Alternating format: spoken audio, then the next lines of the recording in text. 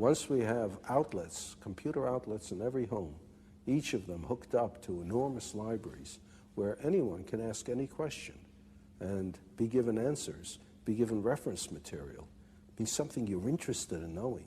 From an early age, however silly it might seem to someone else, that's what you're interested in. And you ask, and you can find out, and you can follow it up. And you can do it in your own home, at your own speed, in your own direction, in your own time. Then everyone will enjoy learning. Nowadays, what people call learning is forced on you, and everyone is forced to learn the same thing on the same day at the same speed in class. And everyone is different. For some it goes too fast, for some too slow, for some in the wrong direction. But give them a chance, in addition to school, I don't say we abolish school, but in addition to school, to follow up their own bent from the start. Well, I love the vision, but what about the argument that machines, computers, dehumanize learning? Well, as a matter of fact, it's just the reverse. It seems to me that it's through this machine that for the first time we'll be able to have a one-to-one relationship between information source and information consumer, so to speak. Well, in the old days, you used to have tutors for children.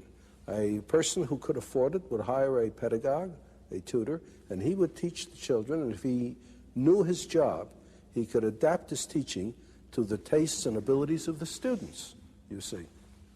But how many people could afford to hire a pedagogue?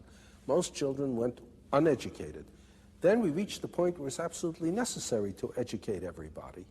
But the only way we could do it is to have one teacher for a great many of students, and in order to organize the situation properly, we gave them a curriculum to teach from. So how many teachers are good at this too? Like in everything else, the number of teachers is far greater than the number of good teachers. So we either have a one-to-one relationship for the very few or a one-to-many relationship for the many. Now there's a possibility of a one-to-one relationship for the many. Everyone can have a teacher in the form of access to the gathered knowledge of the human species. Through the libraries that are connected to the computer. That's right. On my desk in my home. Right. I can sit there and call up, well, what if I want to learn only about baseball? Well, that's all right. You learn all you want about baseball, because the more you learn about baseball, the more you might grow interested in mathematics to try to figure out what they mean by those earned run averages and the batting averages and so on. You might, in the end, become more interested in math than baseball if you follow your own bent and you're not told. On the other hand, someone who is interested in mathematics may suddenly find himself very enticed by the problem of how you throw a curved ball. And he may find himself engaged in sports physics, so to speak. Well, why not? Why not?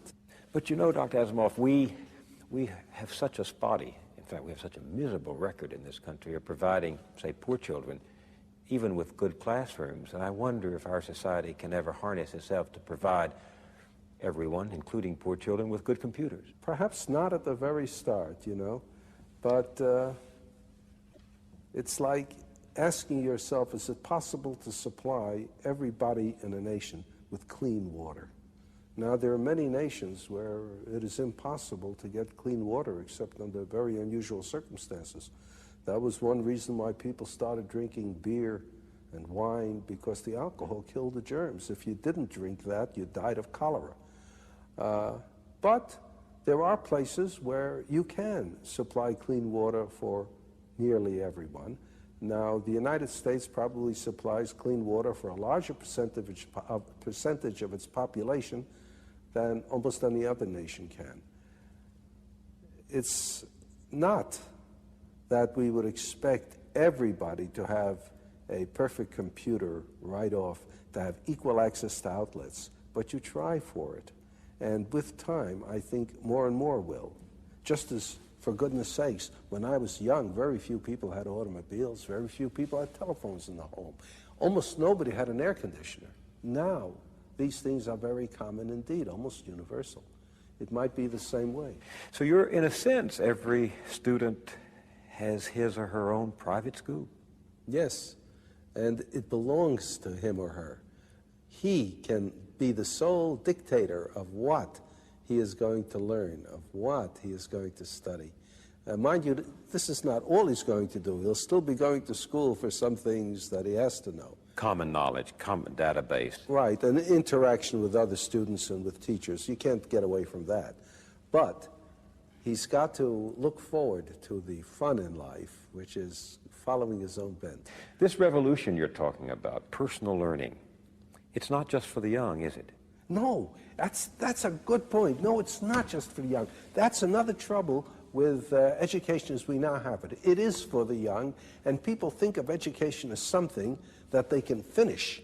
And what's more, when they finish, that's a rite of passage into manhood. Real world. Right. I've finished I'm finished with school. I'm no more a child. And therefore, anything that reminds you of school, reading books, having ideas, asking questions, that's kid stuff. Now you're an adult, you don't do that sort of thing anymore, you see? And in fact, like prison, the reward of school is getting out. Exactly. Kids begin to say, when you're getting out. And every kid knows that. Every kid knows the only reason he's in school is because he's a kid and little and weak. And as soon as and in fact, if he manages to get out early, if he drops out, why, he's just a premature man. Yeah. So that's exactly right. In the city, I've talked to some of these dropouts, and they think they're there. They think they've become men because they're out of school. That's right. What's wrong with this? Well, what's wrong with it is you have everybody looking forward to no longer learning, and you make them ashamed afterwards of going back to learning. If you have something like this, then anyone, any age, can learn by himself, can continue to be interested. There's no reason then, if you enjoy learning, why you should stop at a given age. People don't stop things they enjoy doing just because they reach a certain age. They don't stop playing tennis just because they turn 40. They don't stop with sex just because they turn 40. They keep it up as long as they can if they enjoy it. And learning will be the same thing. The trouble with learning is most people don't enjoy it because of the circumstances. Make it possible for them to enjoy learning, and they'll keep it up. There's the famous story about Oliver Wendell Holmes, who lived to be well into his 90s. He was in the hospital one time. He had not long to live. He was over 90 already. And President Roosevelt came to see him. And there was Oliver Wendell Holmes reading a Greek grammar. And Roosevelt said, "Why are you reading a Greek grammar, Mr. Holmes?" And Mr. Holmes said, "To improve my mind, Mr. President."